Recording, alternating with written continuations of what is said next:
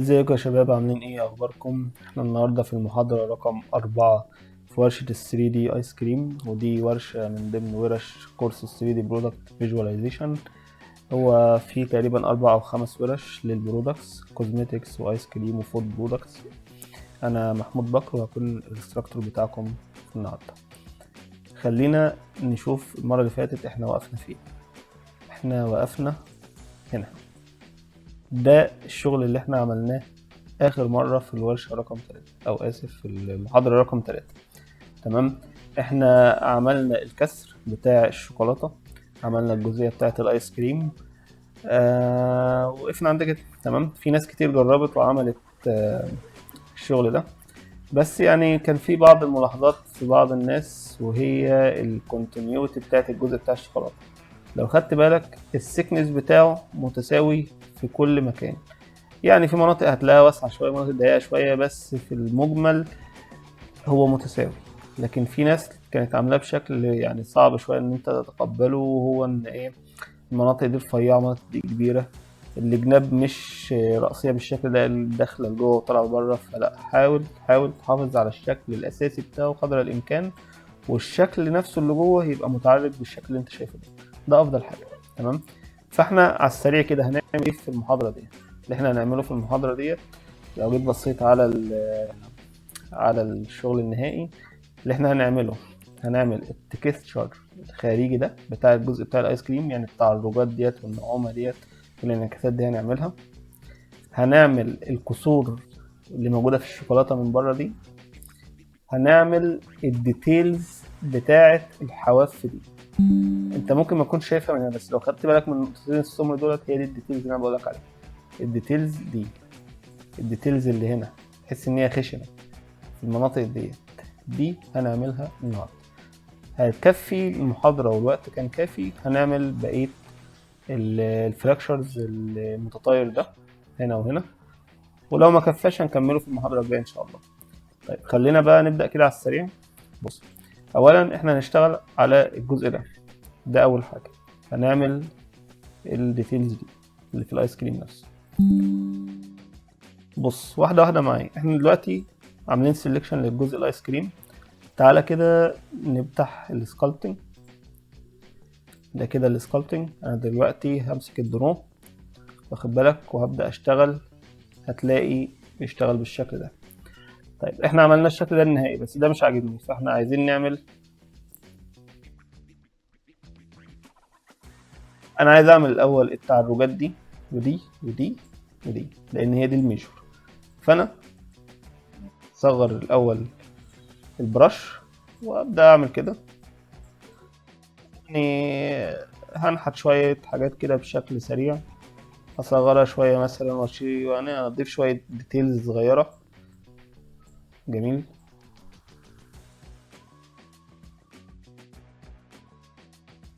بالشكل ده. هي طبعا المفروض تبقى واصلة لجوه ومسمعة عشان ما يبقاش شكل ايه تو دايمنشن، يبقى ايه واضح ان كل حاجة رياليستيك از بوسيبل. تمام. اعذروا الانجليزي بتاعي يا جماعة. تمام، احنا عملناها بالشكل ده. انا يهمني الجنب ده بس، مش هتعب نفسي ان انا اعمل الجزء اللي فوق. انتوا ممكن تتعبوا براحتكم وتعملوا شغل تاني. تمام. كده انا عملت المين، او الجزء اللي انا قصده. تعال نبص بقى على الديتيل. طيب، اول حاجة اضغط تاب، هتلاقي البوليجون ريزوليوشن بتاعها او الدنسيتي بتاعته بالشكل ده، يعني هو يقدر يتحمل تفاصيل كتير. طيب لو انا جيت على الديتيلز دي، انت شايف ان هو يتحملها؟ لا. خلينا نجرب. اولا هي بتتعمل ازاي؟ اول حاجه انا بجيب الدرو، وباجي هنا بصغر ديت قوي قوي، فاهم، وابدا ايه اخطط بالشكل ده. شايف تاثير؟ مفيش تاثير. ما انا هضطر ازود السترينث، خليها واحد مثلا. تعالى كده، بدأنا نشوف تأثير. زوم ان، اي كلام. تمام. يعني انا ما اقدرش انحت الديتيلز ديت بايدي بالشكل ده، ما اقدرش انحتها. ما اقدرش انحت الديتيلز الكتير بالشكل ده. جميل. امال هنعملها ازاي؟ هنعمل ايه؟ فانا بعمل كنترول زد.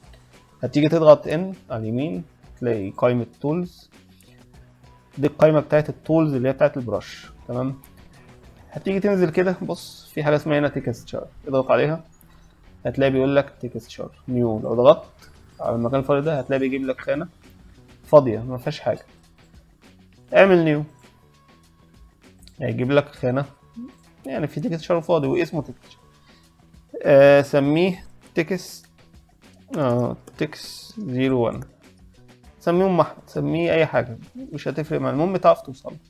لان في المشاريع الكبيره بيبقى فيه التكست دي مليانه تكستشر كتير هنا، فانت بقى بتسميه بالطريقه اللي تعجبك. تمام. برضو هي لسه سمرة ما فيهاش اي داتا. التكستشر ده عباره عن ايه؟ مابا فيها مناطق جراي ومناطق سمرة ومناطق بيضاء. جميل. المناطق البيضاء معناها ان هو البرش هيستجيب للقوه بتاعتها للسترنس واحد. يعني لو جيت عند المنطقه ديت في المنطقه البيضاء هتلاقي النتيجه واحد. طيب في المناطق السمراء في المابا نفسها هتلاقي النتيجه صفر. يعني انا مهما اعمل بالجراي مهما اشتغل بالبرش النتيجه صفر، رغم ان انا مدي سترنس واحد، بس انا بنحت دلوقتي مفيش اي حاجه، مفيش اي تاثير. ليه؟ لان المابا كلها سمراء، فانا محتاج احط فيها نقط بيضاء عشان تبدا تشتغل. هنعمل ده ازاي؟ اداة تكست واحد، وانت شايفها كده لو بصيت على المنطقة ديت هتلاقي في تحت حاجة اسمها هنا ايه؟ تكستشر بروبرتيز. اضغط عليها هتلاقي اوريدي ظاهر التكست 1 اللي احنا سميناه، ولو ضغطت هنا هتلاقي المابا بتاعت التكست 1. وفي هنا التايب ايمج اور موفي. انت ممكن بقى لو عندك تكستشر جاهز تعمل له لود من اوبن وتحدد مكانه، او هتيجي على التايب تلقائي وتختار لك بريسيتس جاهزه هنا.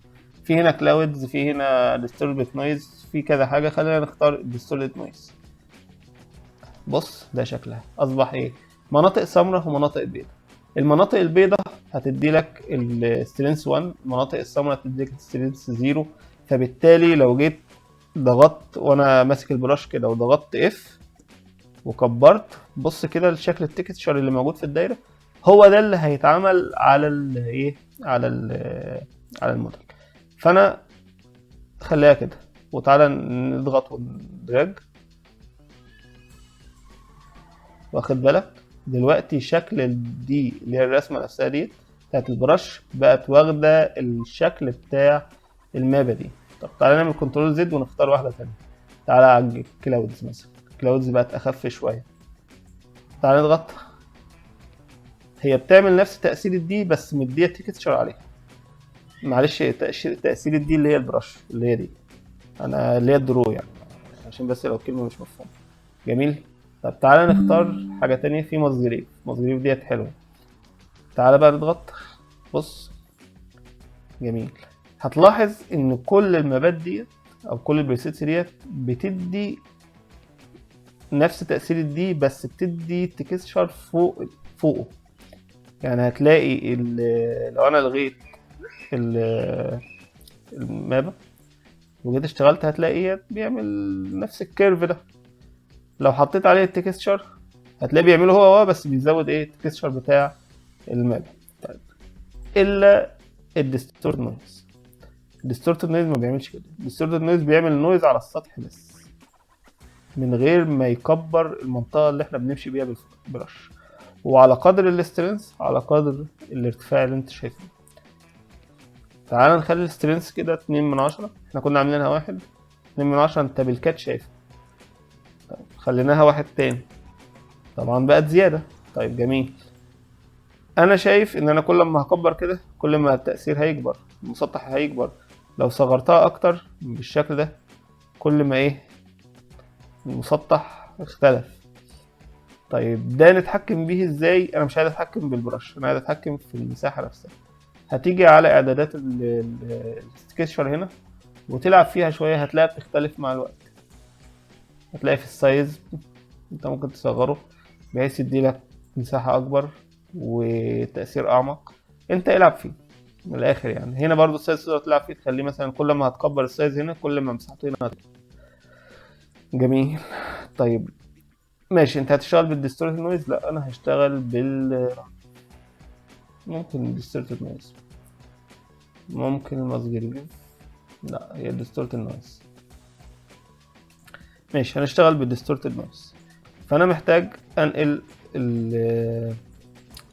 التأثير بتاعه كله في المنطقة دي، بحيث يديني الشكل اللي انت عارفه اللي انت شفته في الصور. ولو خدت بالك هتلاقي اتجاه البرش، شوف انت الارتفاعات ديت. انت تاخد بالك، خليك عمودي على الشكل، يعني ده يبقى كده، هنا يبقى كده.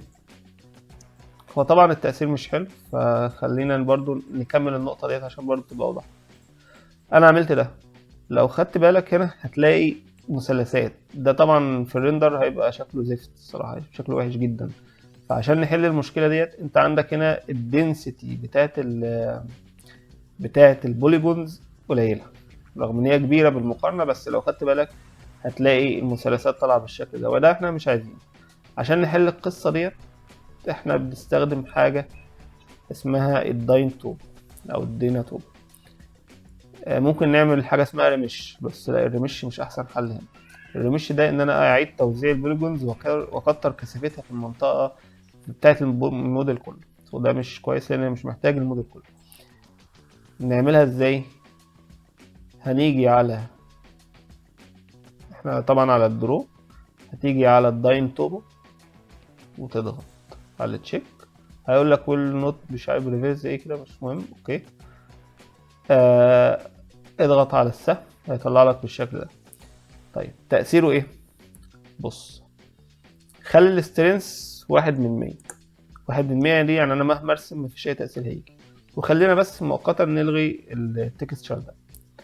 طيب انا هرسم كده، شفت اي تأثير؟ لا، مشوفتش انت تأثير.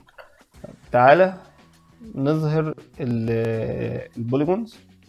هنيجي على السهم ده، اضغط على واير فريم، هيظهر لك الواير فريم ده كده، الواير فريم بتاعنا، يعني ده الكثافة بتاعة البوليجونز دي 12، الديتيل سايز ده 12.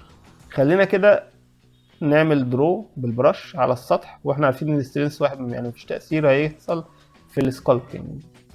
بص، وانا بضغط وبسحب ايه اللي بيحصل؟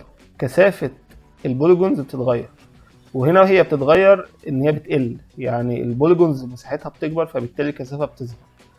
تمام. طيب لو انا جيت عند ال 12 بكسل وخليتها 5 وضغطت هتلاقيها بتكبر، ولو خدت بالك هي بقت اكتر حتى من القديم، وده شيء كويس، احنا عايزين نكبر الكثافة بتاعتها. تمام. لو خدت بالك ان انا كل ما بكبر وكل ما بمشي، كل ما ايه، يعني هو ريلاتيف، هو التأثير ريلاتيف، ان انا كل ما هقرب زوم هيعمل نفس الكثافة، لو قربت اكتر هيعمل كثافة مختلفة، لو بعدت كثافة اقل، وهكذا. فانتبه للنقطة دي. طيب جميل، انا عملته بالكثافة ديت، يعني انا كل ما اصغر البيكسلز ده معناها ان هو بيصغر مقاس البوليجون الواحد للاريا اللي انت شغال فيها. لو خليتها 1، وده شيء انا ما بحبوش لان هو هيبهدل لك الجهاز، لان طبعا ده بيكرر كثافة البوليجون وبيبهدل الدنيا. بس انا خليته 2، خلينا نبص، شفت بقى كثيف ازاي؟ طبعا ده هيستقبل ديتيلز كتير في السكالبتنج، ممتاز. فاحنا خلينا مبدئيا نخليه نجرب كده في الاربعه. انا ممكن اشوف ان الكثافه دي كويسه، فانا بالبان كده، بان اللي هي كده، يعني ده الاصل، مش عايز ازوم، مش عايز ازوم اوت ولا ان، عشان ما اغيرش الكثافه دي. همشي ضغطه كده، بالضغط بس على السطح، جميل، في المنطقه اللي هي ظاهره اللي انا محتاجها دي كده. انا زومت اوت، زوم ان تاني عشان نرجع زي ما قلنا، وتعالى في الحته ديت. انا مش محتاج الحته ديت لانها مش تظهر في الفيو بورت بتاعي او في الريندر، بس نعملها من باب ان احنا عملنا كده. انا زودت خلينا نزود دي كمان، زوم ان زياده. تمام كده، احنا زودنا الديتيلز بتاعته. تعالى بقى نشتغل. هنلغي الواير فريم، هات الدرو خليه على 3/10 تاني، هات التكستشر سيلكتد، جميل، ما تلغيش الداين توب. تعالى بقى نضغط، بص النتائج، تعالى زوم ان كده، يعني بقت مور ديتيلد شويه، وده كويس. في الحاله اللي احنا فيها ديت، انت هتصور صوره الايس كريم هتبقى من هنا، هتبقى بالمسافه ديت، فالديتيلز ده هي شايفها، هي دي اللي انا محتاجها، بس هي كبيره، بس هي صغيره، اسف هي صغيره، انا محتاجها تبقى اكبر من كده، فبالتالي هكبر السكيل بتاع الماب. فانا هخلي 1 دي نص، دي نص دي نص. انا عارف ان انا لما اقول نص معناه انا المفروض كده بصغر، لا بس انا كده بكبر، هي كده العكس. وهاجي اشتغل هلاقي الديتيلز ظاهره بالشكل ده. طبعا انا بضغط وبس، لو انا ضغطت وسحبت وانا شغال هتلاقي الديتيلز بتكبر في كل مكان. ده هيأثر على الجهاز عندك في الاداء بتاعه انت وجهازك. يعني انت لو جهازك قوي اعمل اللي انت عايزه، لو جهازك ضعيف هتعمل كليك وتبعد كليك وتبعد. تمام. انا ساعات كان الجهاز بيبقى عامل لي مشاكل فبضطر اعمل الكليك واحده بس. جميل. فانا مثلا كده غطيت الموديل الجزء بتاعي كله بالايه، بالنتوءات دي. كل ما كثافتها تقدر كل ما تتغير اهي، شايفها؟ انا كده غطيته كله. ممكن بقى نبدأ نصغر شوية، ندي تدريج زيادة في أماكن معينة عشان ما يبقاش كله زي بعضه. واخد بالك؟ اهي. انا حاسس ان الديتيلز هي فانا هنكبر اكتر. لا والله هي يبقى احنا نضطر ان ايه، نصغر من هنا. هي كانت 1.6 باين، نص 1/10 ولا 5%. ماشي، هي بتبقى بشكل هوموجينيوس قدر الامكان. طيب ايه الخطوة اللي بعدها؟ الخطوة اللي بعدها ان انا هعمل المناطق السايحة دي. هنعملها ازاي؟ هتلغي تكستشر وتيجي بعض المناطق بقى ايه، احنا مثلا هنصوره كده، فبالتالي لما هيسيح لتحت. يعني في حاجات مناطق سايحة هنا هتنزل خط كده، واخد بالك؟ خلينا نشوف ده على النتيجة. يعني انا هاجي هنا كده واقوم على السموز، بدل ما اضغط على السموز هضغط شيفت واجي اعمل كده. جميل. وهعمل كده وهكبر دي شوية. جميل. وانا عندي واجي هنا انا عندي كلها. واضحه لكم الفكره يا شباب؟ جميل. هنيجي عند الحروف ديت، الحروف ديت محتاجه تتنعم شويه. وهاجي هنا كده انا عندي كلها، وهاجي مثلا هنا كده واعمل ده ينعم وبعدين اكبره هنا شويه، وده كده ينعم، وهكذا. يا سلام بقى ايه لما اعمل خط واحد ناعم وجنبه خط واحد ناعم. هو مش هيبقى واضح دلوقتي بس ده هيديك انطباع عن الريالستيستي. مش هيبين بس عينيك مش هتلمحه، بس عقلك هياخد باله منه. اللي بيبص يعني اللي بيبص على الصورة هياخد باله من التفاصيل دي. جميل. بالشكل ده.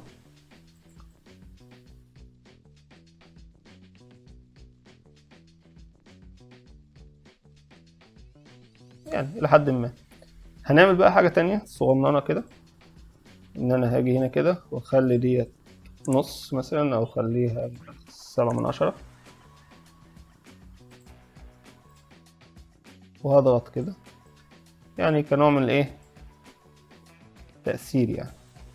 ما هو لازم يبقى فيه نتوءات يا جماعة برضو، الموضوع مش سالك كده يعني. جميل. مفيش حاجة بتبقى يعني لازم تبقى واقعية قدر الإمكان، فأنت لازم تزود الجزئية دي من عندك. ديت موجودة فين؟ هتلاقيها في المناطق دي، في المناطق دي، في المنطقة دي.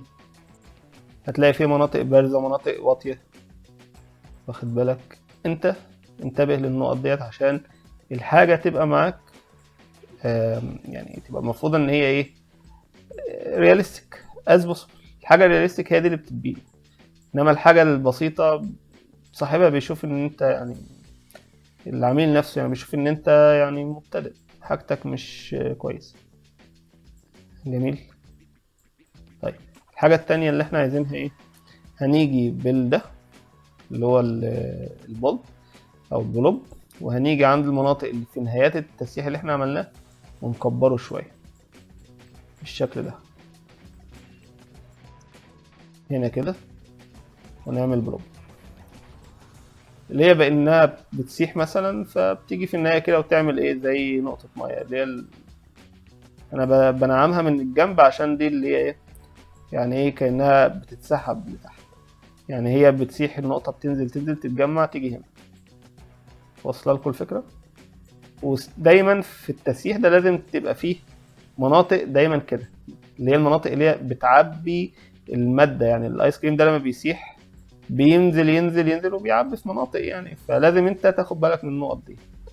هي ديت اللي هتديلك الريستس. انا عارف احنا خدنا وقت في الجزء ده كتير، ادي تلت ساعه اهوت، بس لو انت خدت بالك من الحاجات دي هتفرق معاك جامد. وخد بالك البراش صغير براش كبير هيفرق معاك، هيطلع لك شغل محترم. جميل. ده الناحيه ده اللي احنا عملناه. طبعا لو خدت بالك هتلاقي الديتيلز فيه كتير وعاليه، فانت ما تسيبهاش كده طول الوقت. امسك مناطق نعمها، مناطق سيبها، مناطق نعمها نص نص، مناطق سيبها خشنه، عشان تدي شكل يعني انطباع بالعشوائيه. والديتيلز الكتيره المركزه ديت بتصرف الانتباه، وبتخلي الواحد شايف ان الحاجه ديت ارتفيشال مش حقيقيه، واخد بالك؟ فانت حاول تقلل منها وبحيث تبقى كويسه. فانا شايف ان هي مش هوموجينيوس برضو، بس يعني ماشي هنا عشان دي محاضره تدريبيه. تمام. احنا عملنا كده الجزء ده. الجزء التاني بتاع المحاضره ان احنا هنعمل التكسير بتاع الشوكولاته دي. فاحنا هنعمل كنترول اس ونسيف، ونيجي نطلع على اللاي اوت. جميل.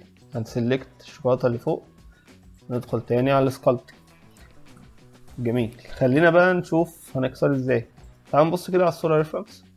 في كسر هنا، في كسر هنا، في كسر هنا، في كسر ورا بتاع ديت، بس هو عشان الصوره مغطيه اللوجو. هنعمل الكسر ده ازاي؟ بص، ده الحرف. الكسر ده هنعمله بالدرو شارب. تعالى كده على الجزء ده، وخلينا احنا مستهلكين الدرو شارب، تعالى نضغط ونمشي. ده كده كسر، ده مش كسر، بس هو كده بيغوط المنطقة دي زي ما انت شايف كده. فاحنا هنعمل دي بالشكل ده، بس طبعا كده احنا هنتعب بالطريقة اللي هي الكتير دي، هنتعب. احنا هنيجي على السترينس ده هنزوده، وهنيجي على الفول اوف ده هنغيره. خلينا نزود السترينس بس مبدئيا، وتعالى نشوف يعني ايه فول اوف. ده سطح مستوي وده البرش، وانا همشي كده. ده كده سترينس واحد، وده كده شكل القطع. ده الفول اوف، ده شكل القطع هو الفول اوف. شكل القطع مكتوب شاربر. تمام. طب تعالى نجيبه سموز ونبص لشكل القطع. احنا نفسينا ماشيين على نفس المنطقة. بص البروفايل هتلاقي دي ضيقة سنة وعميقة سنة، لكن ديت مفرشحة شوية، يعني شكل القطع واخد المساحة ديت مفرشحة شوية. طب تعالى على حاجة تانية اللي هي سفير، اضغط عليها كده. تعالى نشوف اوسع. اذا شكل الفولوف هو اللي بيتحكم في الشكل اللي انت بتعمله سكالبت. فاحنا عايزينه يبقى شارب بالشكل ده. في هنا شاربر، انا عايز شاربر، هي ديت اللي انا عايزها. فانا هاجي هنا واخلي السترينس هنا مثلا 2، ونجرب ايه اللي هيحصل. ده شكل القطع. جميل. ما وصلش لتحت، انا محتاجه يوصل لتحت. يبقى انا هعمل كده وهعمل كده. يبقى انا كده ايه، يعني انا لو عملت كده يبقى ده شكل القطع اللي انا عايزه. ما عليكم من التعريجات الغريبة اللي هنا والشكل الغريب ده، بس هي هتظبط. بس هل انت عايزها كده؟ اه انا عايزها كده. طيب جميل. تعال نتكلم في نقطة تانية. تك تاب، اضغط على تاب، هيجيب لك الدنسيتي بتاعت الجزئية دي. احنا عشان هنقطع في المنطقة ديت فانا هحتاج تفاصيل زيادة فيها. القطع اللي احنا عملناه من شوية يعني هو كان كويس، بس لما تيجي تضيف له ديتيل مش هيبقى كويس. فانا محتاج اضيف ديتيل هنا. فانا هعمل ايه؟ زي ما عملت في الديتيلز دي هرجع اعملها تاني هنا. جميل. ازاي؟ هنيجي على السكالبتنج. احنا دلوقتي في التاب، فانا هنطلع من التاب. هنيجي على على الدروب شارب، وهنيجي على الداين توبو نشغل له، اديله اوكي يعني. وهتيجي لو خدت بالك انت هتلاقي المنطقة ديت الديتيلز بتاعتها راحت شوية، بس لو جيت من بعيد هتلاقيها محافظة عليها، فما تشغلش بالك بالنقطة دي. يعني هي من بعيد، احنا يهمنا من الصورة من بعيد. لو انت عايز تقرب بقى وتزوم وكده لازم ده يبقى شارب وديتيلز واضحة جدا، وده هيبقى مكلف على الجهاز بتاعك، يعني هيتعبه. فخلينا الأول نيجي للكسر. يعني أنا عايز ديتيلز في المنطقة ديت ودي ودي، وعايز دي تحت عشان هعمل كسور في المنطقة ديت. فأنا هاجي على ال الواير فريم عشان اظهر الديتيلز اللي انا عايزها، والداين توبو شغال و4 بكسل. وهاجي مثلا هنا انا عايز اعمل كسر هنا، هضغط. هو السترينس انا مش عايز سترينس، بس مش مشكله، هي ضغطه واحده مش مشكله. انا ممكن اعمل السترينس يبقى 1/100 عشان ما يديش اي تاثير، بس هو اصلا ما بيديش تاثير. فماشي، خلينا نزود فيه كسر في المنطقه دي، وهات واحد هنا وممكن هنا كمان. بس هنعمل ايه بقى؟ اول حاجه هنلغي الداين توب. جميل كده، ما عادش مفعل. يعني انا لو ضغطت مش هيزود او مش هيلعب في البولوجن لاين، في البولوجن دنسيتي. تمام. هتيجي على الدرو تاني، تعالى على الدرو شارب ونصغرها. خلينا نلغي برضو الواير فريم الاول عشان نعرف نشتغل. بس افتكر احنا عاملين فين، لان انا بنسى. احنا عاملين واحده هنا واحده هنا مبدئيا، فهنلغي واحده هنا واحده هنا. فانا مثلا عايز اعمل كسر هنا كده، هنيجي هنا كده ونعمل كده. جميل، عيد عليه تاني عشان ينزل اكتر. تمام كده نزل، ده كسر. في واحد هنا هنعمل مثلا كسر بالشكل ده كده، زي اللي معمول هنا مثلا. جميل، عيد بقى عليه. لو خدت بالك الدنسيتي باظت اكتر، فخلينا نشغل الداين توبو تاني.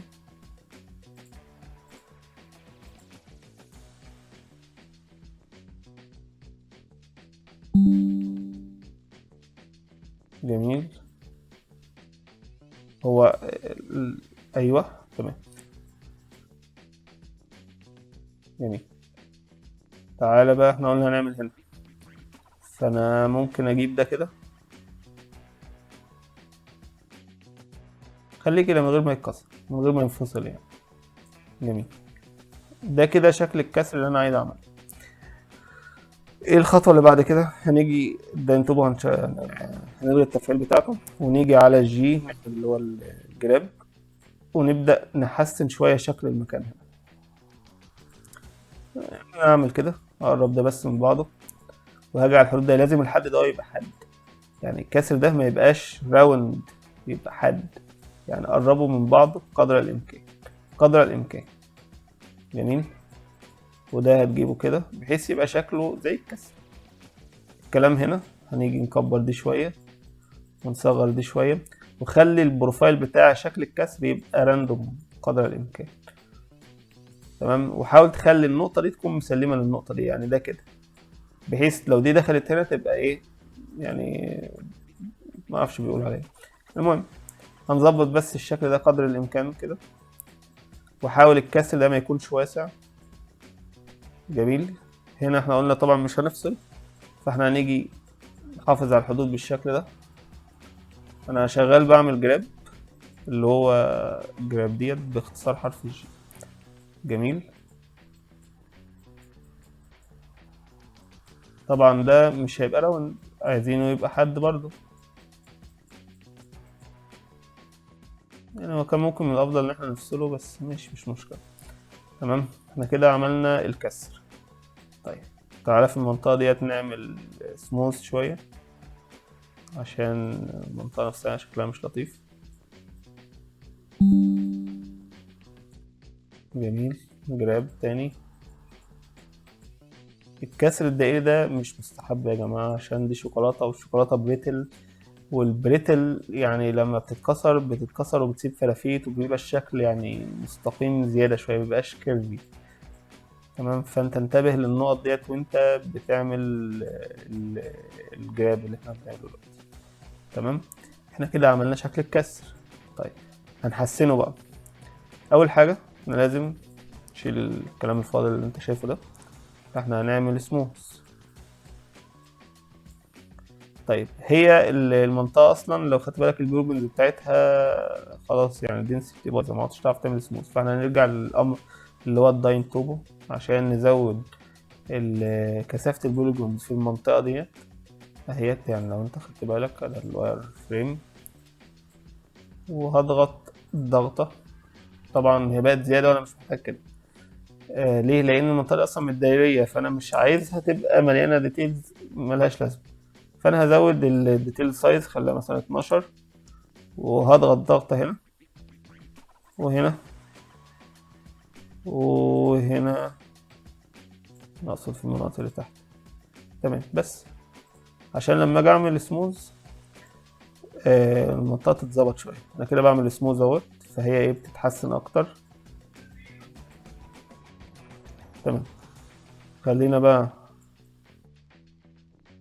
نشيل الاجزاء دي. تمام كده، يبقى احنا كده صح. الغي بقى الداين توب تاني، وتعالى بقى ايه ندخل في الخطوة اللي بعدها في نفس الجزئية دي. هنشيل الاول الواير فريم، وهنيجي على السكراب اللي احنا كنا عملناه قبل كده، ان احنا هنساوي الاسطح ديت ونخليها حاده. ده كسر، الكسر لازم يبقى حاد. بص على الريفرنس، شايف الحدود دي؟ الحواف دي كلها كسور، كل ده لازم يبقى حاد. خد بالك ان لو خدت بالك ان الحروف هتلاقيها منوره شويه. يعني ايه منوره؟ يعني تحس ان هي شفافه سنه، فالضوء بيعدي منها فبتبان بالشكل ده، والشكل ده رياليستيك. ده هنعرف نعمله في الماتيريال، ده هنعرف نعمله في الماتيريال ونتعلم نعمله ازاي. ومش اي حد بيعرف يعمل الكلام ده، فخدوا بالكم الحاجات ديت هي دي اللي بتفرق واحد عن التاني. طيب انا دلوقتي بعمل نفس اللي انا عملته المره اللي فاتت، ان انا بحاول اخلي الحرف يكون حاد. دي مهمه جدا جدا، ما ينفعش يبقى راوند، لازم يبقى حاد. لو راوند، بص راوند ده اقصد بقى ايه؟ ده كده كسر راوند، شايف ده؟ ده كسر راوند، ده مش كسر. وده راوند، يعني البروفايل ده راوند، وده ما ينفعش. فانت لازم لازم لازم لازم 10 مرات تعمله. ده جزئية ايه دي؟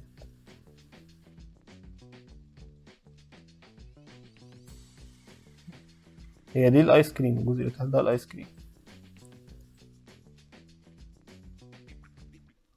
فانا هعيد عليه من فوق وبعد كده من الجناب، بحيث يبان ان هو حاد. طبعا دي ممكن نخليها 9/10 عشان هي تعبان الصراحة.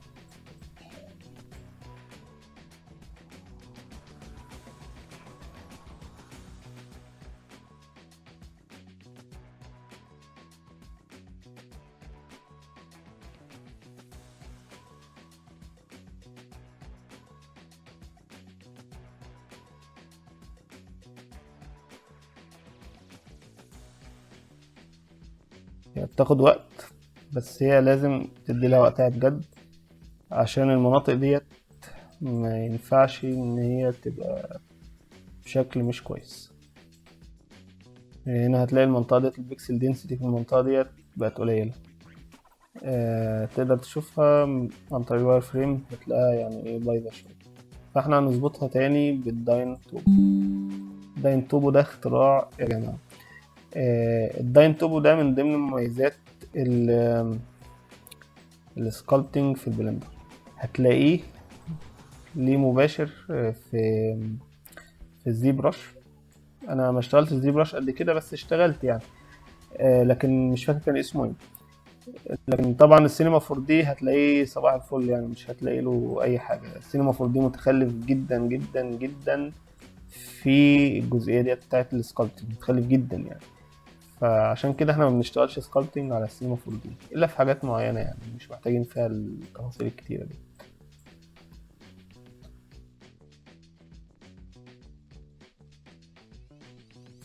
انت لو خدت بالك انا زودت البيكسل دينسيتي في المنطقة ديت عشان اقدر اتحكم في الكيرف ده. تمام، عشان اخليه بالشكل ده. طبعا خدت بالك انت المنطقة دي عالية واطية، فمش مشكلة، ده كويس. جميل كده. احنا تقريبا خلصنا الجزئية بتاعة ال سوري بتاعة الحروف. فاضل حاجة تانية، ايه هي؟ ان انا اضيف ديتيلز على الحروف نفسها. يعني ايه؟ بص كده على الحروف ديت، هتلاقي فيه هنا زي ما تقول في نويز على الحروف نفسها، اهي اهي. لو خدت بالك هتلاقي هنا عالي وواطي، بس تفاصيله صغيرة جدا مش قوي يعني، بس لما انت تشوفها من بعيد هتفرق معاك. اهي المناطق دي هتفرق معاك، ده حقيقي، بتاع ده حقيقي بجد، لكن مش كمبيوترايز. فهي دي الليفل اوف ديتيلز اللي انا بكلمك فيها، ان هي يبقى ديتيلز از بوسيبل، ديتيلد از بوسيبل. تمام. طيب دي نعملها بنفس الطريقه اللي عملنا بيها الديتيلز دي. هنيجي على الدرو، هنيجي على اللاين توبو، هنشغل شويه الواير فريم عشان نشوف احنا بنعمل ايه، وهتيجي على دي تخليها 3. تمام، صغر شويه واضغط. تمام، هو كده ضاف ديتيل. 3 اللي انا شايفها كبيره، ماشي. طب زوم اوت شويه، اصل هي التلاتة ديت مش 3 بيكسل بالظبط. انت هنا 3 غير لما تزوم قوي 3، يعني كده 3، لكن لو زوم قوي هتلاقي التلاتة بقت ايه، مش حاجة كبيرة. فهي التلاتة ديت اكوردنج للمكان اللي انت واقف منه والزوم اللي انت عامله. فماشي، خلينا نشتغل 6 من الزوم اللي احنا شغالين فيه ده، وهنعمل بان. جميل. انا كده بعمل، اطلع ورا شوية.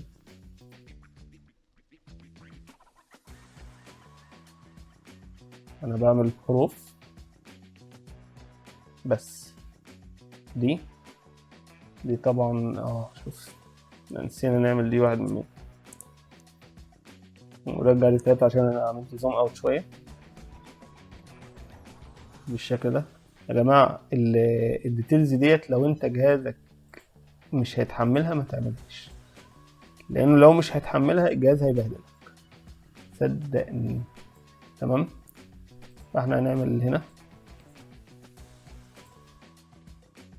بالشكل اللي انت شايفه ده.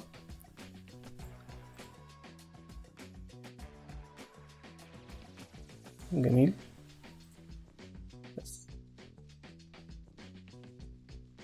بس هي بقت كده وقتها. انا كده مش محتاج الداين توبو، مش محتاج الواير فريم، او خلي الداين توبو. تعالى بقى على التكستشر بتاع الديتيل دي. لان انا عملت تاب عشان اتاكد ان الجزء ده فيه ديتيلز. هو هتقل بقى، بص خد بالك كده، هو هتقل بدأ ايه. فانتبه من نقطة قوي قوي قوي دي ما اتعملتش. تمام. هنعمل، احنا عندنا تكستشر، هنعمل تكستشر جديد وهنسميه تكست 2. ان كان عليا والله يا جماعة اسميه ام محمد بس ماشي. الانسب للنقطة ديت هو الماسجريف، عشان بس ما نضيعش وقته. هنغير السايز بتاعه، نخليه مثلا 1/10، لا ممكن 500. وتعالى نجرب هنا كده، مش مدي نتيجة عشان جزئية بتاعة الاسترنس. تعالى نشوف، بدأ يدي نتيجة. طيب كده معناها ان الداين توبو لسه مش شغال اهو، فانت لازم تشغله. جميل، اضغط اهو، بص بدأ يدي نتائج اكتر. تعالى زوم اوت، زوم اوت. شايف النويز اللي هنا دي بقى، دي هتشوفها من بعيد، بس هي هنا كبيرة شوية فأنا محتاج أكبرها. يعني أنا هخلي مثلا السايز أكبر شوية، فأنا هاجي أعمل 500 أخليها 1/10 وأعمل تاني. في هنا بقى تريكاية لازم تاخد بالك منها وأنت بتعمل، يعني وأنا بعمل الضغطة ديت، حاول تخلي جزء من الدايرة نفسها يجي على المنطقة اللي فوق، يعني بدل ما ينحصر هنا كده، لا خليه هنا كده، بحيث يبقى التكستشر جاي من فوق. هتبان تأثيرها في الماتيريال لما نيجي نعمل السبست لما تيجي تعمل الجزء الحروف ديت في الماتيريال اسمها السبسيرفيس سكاترينج.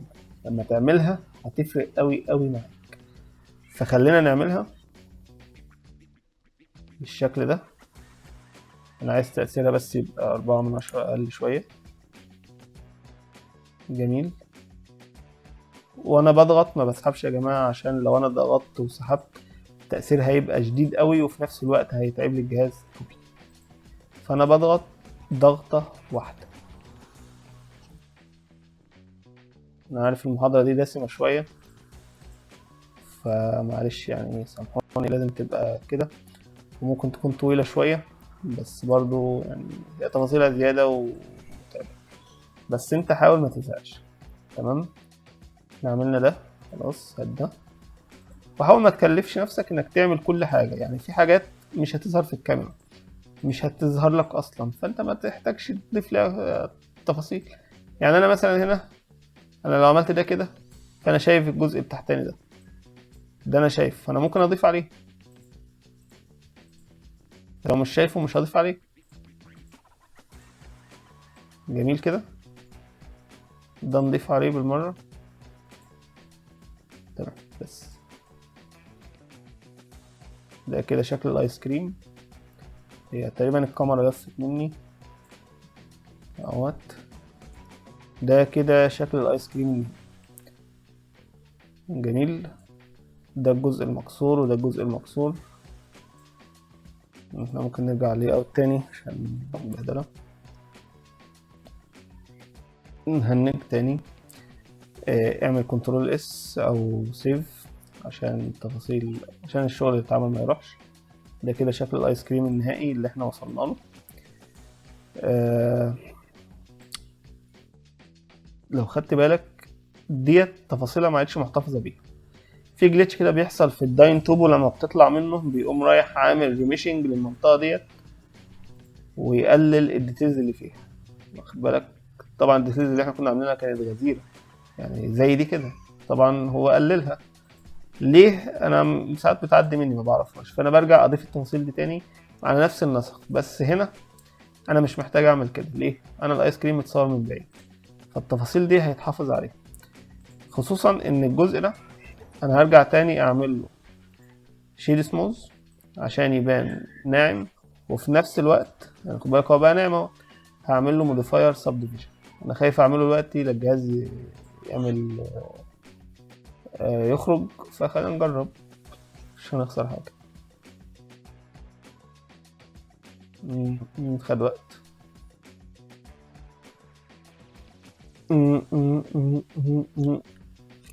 واخد وقت، يا ريتني ما عملته. ماشي، خلينا نبص في حاجة تانية. اللي احنا نعمله المحاضرة الجاية ان شاء الله هي الكراكس دي، وهديك فكرة عنها ممكن تعملها من عندك. يعني اول حاجة، لو خدت بالك من اللي فوق دول هتلاقي ان القطع ديت الى حد ما مختلفة شوية عن بعضها، بس لو ركزت هتلاقيها هي متطابقة. يعني ايه؟ يعني لو بصيت على القطعة دي هتلاقيها هي القطعة دي، بس دي من زاوية ودي من زاوية تانية، دي لفة بطريقة ودي لفة بطريقة تانية. ركز تاني، بص شايف القطعة ده؟ شايف القطعة ده؟ شايف القطعة دي؟ هما زي بعض، هما نفس القطعة، نفس الكلام. القطعة دي، القطعة دي، القطعة دي، القطعة ده اهي، القطعة اللي هنا، القطعة اللي ورا، دول دبليكتس. يعني انا اللي انا عملته هنا ان انا خدت القطعة دي كلها، عملت 4-5 قطع شكلهم مختلف وقمت مدبلرها، وعن طريق ادونز اللي هو سكاتر عملت الجزئية الكبيرة دي، عملت السكراتشز الكتيرة دي. جميل. دي نقطة. خلينا نشوف بس الجهاز اشتغل ولا لا، لسه مهنج مش بقولك. دي نقطة. التفاصيل هنا مش باينة، بس لو خدت بالك في البروجكت ده، لو جينا هنا الديزاين ايس كريم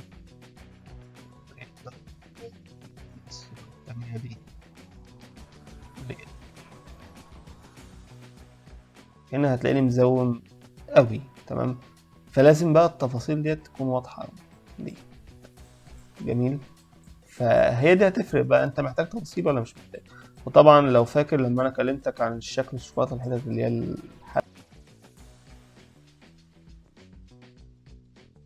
بيبقى يعني على حسب ما انت محتاج. انا عن نفسي عملتها كده. الجهاز ممكن يكون مساعدني شويه فانا عملت، وطبعا هو مش مساعدني دلوقتي بس لا اشتغل. انا بقى مش عايز السب ديفيجن دي، معلش شكرا، حتى تقيله في مسحه. خلاص هي كده راحت. طيب تمام كده احنا عملنا الجزء بتاع الايس كريم. طبعا الايس كريم هو شويه في الايس كريم ده نايم على المسطح، فاحنا محتاجين نوقفه. مش هنوقفه دلوقتي، لو ممكن نوقفه في المحاضره الجايه. خلينا نوقفه دلوقتي معلش بس انا متقلب المزاج. انا هسلكت اول واعمل 90 درجه بالشكل ده، وزوم موف اوت موف اكسيدنت بس. هو بقى كده تمام. المحاضرة الجاية إن شاء الله أقابلكم فيها. طبق الكلام ده بالظبط، حاول تطبق قدر الإمكان. والنبي يا جماعة خلي الناس ما تستسهلش شوية، وأقابلكم المحاضرة الجاية.